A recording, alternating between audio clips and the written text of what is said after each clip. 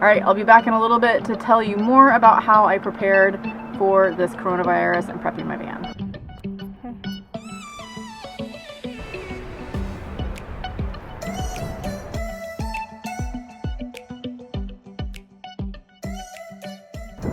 Almost there. I'm at 5,800 steps right now. So it's really not hard once you kind of start doing it and just increase your steps like every couple of days. So you kind of get used to it. So you're only increasing like by 250 to 300 steps. Hopefully you guys can hear this with this mask on. I'm literally just walking up and down each aisle of the RV park over here.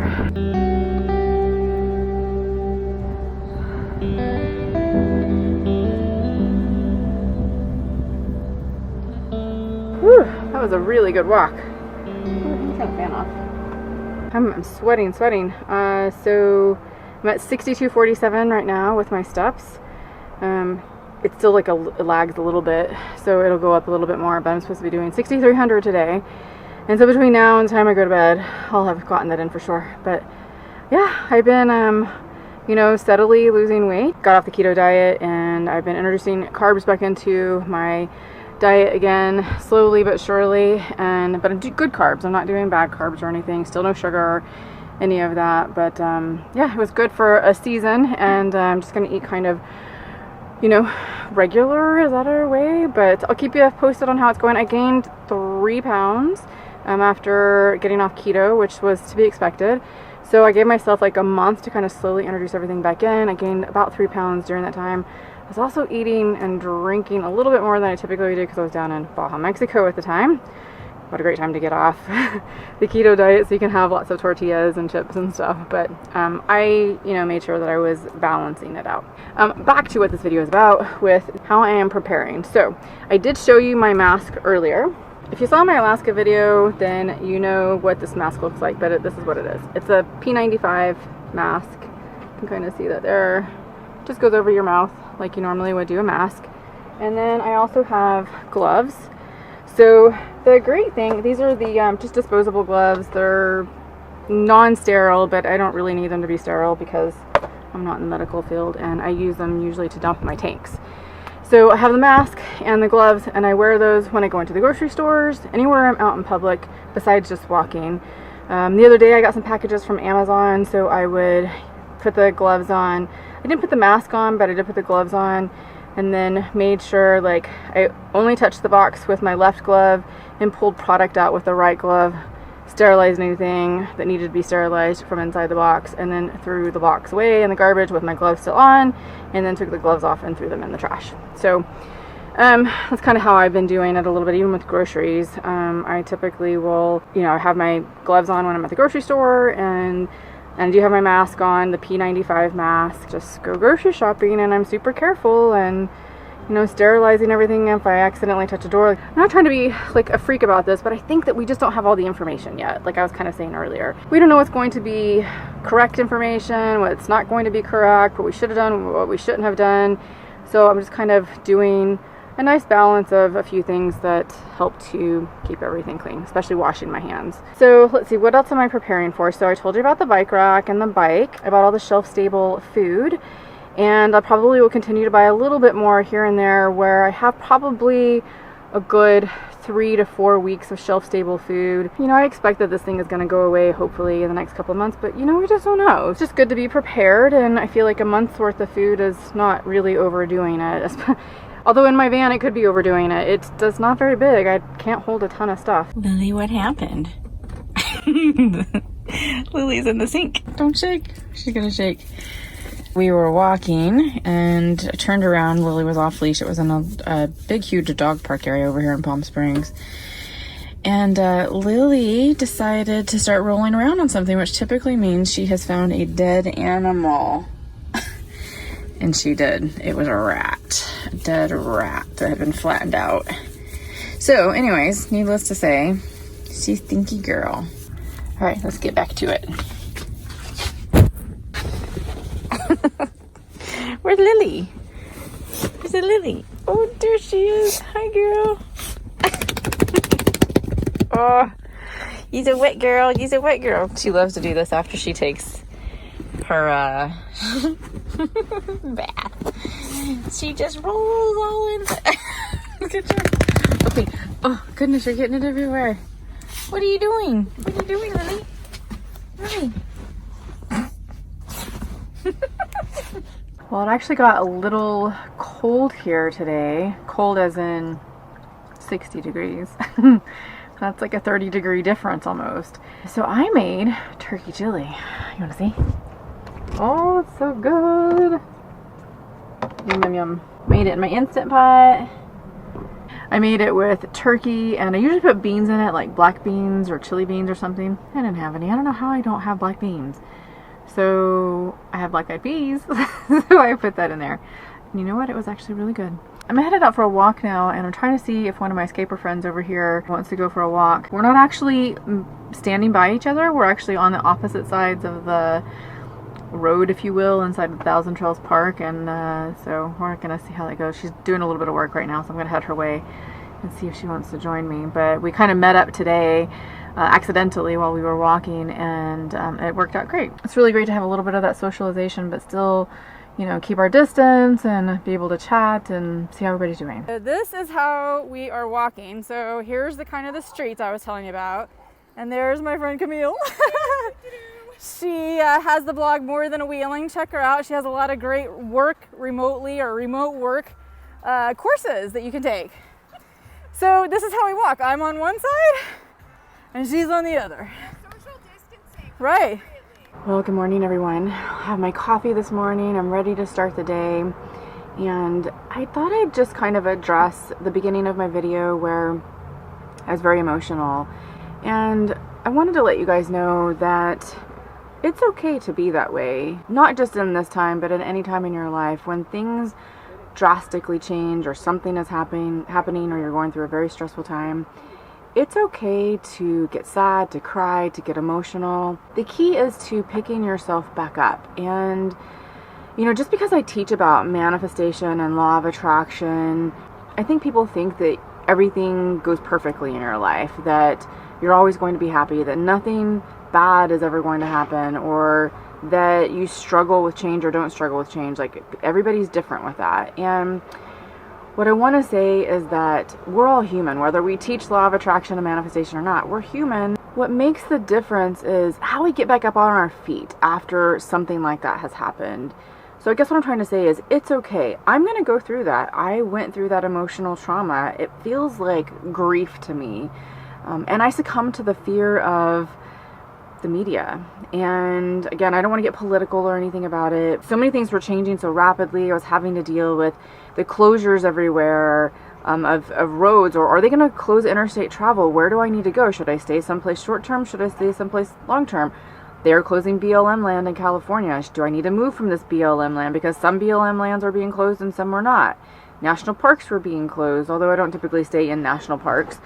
But national parks were being closed. So there was all these closures and things I was really having to pay attention to about what was going on, because it affects my daily living. And so that's part of the reason why I was so emotional, and seeing things that I had never seen, like the National Guard coming out and being implemented, or these stay-at-home orders. Like, none of us have, I would say most of us in the United States have not seen anything like that before. But now I'm past that, and I guess what I really want to say to you guys is that it is okay. It's okay that I went through that period. It's okay for you to go through that period of grief and sadness and cry. I did, like, almost every day. And this one took me a while to get out of. Even though I know, like, all the things that help me, the positive thinking and the, you know, not watching the news, the things that will help me to not be in that state of mind. And so it took me a little while, a little over a week actually, to kind of get out of that feeling and get myself back on track. And so allow yourself that time period. And then, as I've always said, challenges are opportunities for growth. So this is definitely a challenge for us and a huge opportunity for us all to grow. And so one of the things that I look at in my life when this happens is, where do I learn from this? What am I learning from this experience? And where do I need to grow in my life? And it's brought up some things for me, for sure. Like my business, you know, do I continue selling my Nomad course the way it is, or do I change course and do something different? Because I've had some different ideas going on. And where can I provide assistance to all of you guys who are wanting to transition into this nomad life at some point, or work remotely, or start your own business? That's where I want to show up and change and grow, because I'm passionate about those things. I'm passionate about teaching people how to achieve their dreams. You might have heard me talk about it before. Unless you're new to my channel, I have this principle called the Create, Do, Live principle, which is all about the systematic plan of achieving your dreams. And this is a perfect time to start looking at what those dreams are, turning them into an intention, and then turning them into a goal. And that's what my entire Create, Do, Live principle is all about. If you want to find out more information about that, if you click the link below in your description box, you'll see a link to the Create, Do, Live principle. It's a free training you can go and look at and review and implement in your life. I highly suggest anybody do that. You might already have a system in place for yourself about what you want to do. Are you putting together goals and stuff during this time? Are you thinking about what it is that you can change? Maybe you lost your job recently, and maybe that is going to be a blessing in disguise for you. Maybe you hated your job and you can now go out and look for another job, because when this is all over, guys, people are going to go back to work. Most companies, if they were in a good cash flow position, are going to be able to rehire a lot of these employees. And so I think, now is a great time for you to start thinking about, what is it that you want in your life? How is this affecting you, and what can you change for your betterment and your long-term future? So this will all pass. It will all pass. We'll all get back to probably a new normal. Think about the things where you can grow in your life and where you can make these changes. I'll tell you from my perspective the changes that I've made, or the things that I've been showing you with my van and how I travel. It allows me to kind of set up for worst case scenario. This is a worst case scenario right now, the worst case I've ever been through, and so I'm preparing for that. And it's making me think about what I want to do in the future. I've said it previously that maybe I wanted to get a new rig, but then I decided not to. I thought I'll stay in my van. I got the clam shelter that allows me to kind of open up my van and have more living space. I've implemented that. I now have a bike that's going to be delivered today, thankfully, that I can ride. It's an e-bike, and it allows me to get out a little bit more and outside of the van. And then the other thought that I wanted is to build a tiny home at some point down in the Southwest, buy some land, and then build that tiny home on it eventually, and kind of have a home base again that I can go to whenever I need. And these are plans that I had last year that I wanted to do. Now, with what's going on right now, I'm definitely going to be looking at land, probably in the north and probably in the Southwest. So I have two places I can go to if anything like this ever happens again, or if I just need it. Sometimes it's great to just go to your own piece of land and sit and rest and not have to worry about where you have to park. Right now, all of these nomads, we're looking for land. We're looking not necessarily to purchase right now, but we're looking for people who have land so we can go out and stay until we can ride this out and hunker down and still have access to water and places to dump our tanks and get groceries and things like that. The great thing about being an RV traveling nomad is that you have your home and you can shelter in place in your home anywhere. So that's what a lot of us are looking for, is the land. So eventually I'm going to buy land for sure. I just need to figure that out. I've definitely decided to do that now with everything going on. So see, that's a change in me when I started looking at all the things in my life about what I really want to do. So I hope that you're looking at the things that you want to change in your life as well, and looking at the things that are working and not working right now, and make those adjustments. That's all I really wanted to say to you guys today, to let you know that it's okay to get emotional. It's okay to cry. It's okay no matter how positive you are all the time. So it's okay to go through all of that and to have those emotions no matter how positive you are, no matter how many times you're looking for that silver lining. It's okay to go through that period.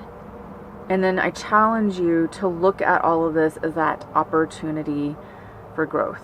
I just wanted to share that with you guys and hopefully give you some kind of uplifting message today about kind of the state we're in, and let you know that I'm okay. I know a lot of you have reached out to me and asked how I'm doing. So many of you, oh my God, I am so thankful for my community. It's gonna make me cry. You guys have been so amazing to me.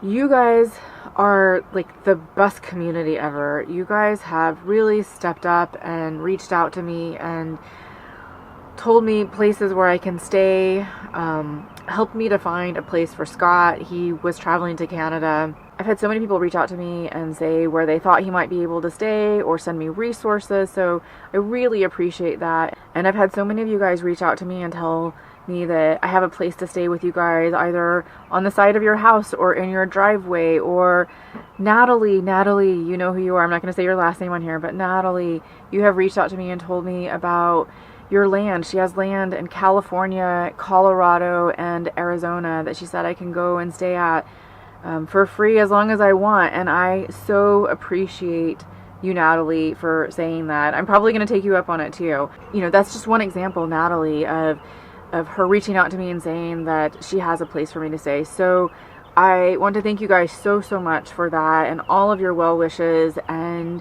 I hope that you guys are doing well in your homes and wherever you're at right now, that you're doing well, that your family is safe, and that you are taking all the precautions that you can until we know more about this virus and what we really need to do to not contract it or spread it. I really appreciate you guys sticking with me in this video through my tears and everything, and know that this is just kind of my raw emotions that are coming out, and this is very different times for everybody. I'd love to hear down in the comments how you guys are doing and what you're doing during this time. How are you keeping yourself busy? Are you working still? Are you in an essential business or a company? And what is that? I really would love to hear from you guys on that. And what changes have you gone through? What things have you looked at in your life that you know you want to do better in, that you want to grow, or you want to make adjustments, or you want a new job, or you want a new business? What is that? Go ahead and put that in the comments below. I would love to hear from you guys.